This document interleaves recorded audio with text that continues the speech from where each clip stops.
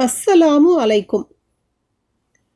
அனஸ் ரலியல்லாஹு அன்ஹு அவர்கள் கூறியதாவது, அல்லாஹுவின் தூதர் ஸல்லல்லாஹு அலைஹி வஸல்லம் அவர்கள் கடமையாக்கிய கட்டாயக் கொடை தொடர்பாக எனக்கு அபூபக்கர் ரலியல்லாஹு அன்ஹு அவர்கள் எழுதியபோது, இருவருக்கு கூட்டாக உள்ள பொருட்களில் கூட்டாளிகள் இருவரில் ஒருவர் தம் பொருட்களின் ஜக்காத்துடன் மற்றவருடைய பொருட்களின் ஜக்காத்தையும் சேர்த்து தாமே செலுத்திவிடுவாராயின், அவர் தம் கூட்டாளியின் பங்குக்கு சமமான ஜக்காத் தொகையை கணக்கிட்டு அதை அவரிடமிருந்து பெற்றுக்கொள்ள வேண்டும் என குறிப்பிட்டிருந்தார்கள்.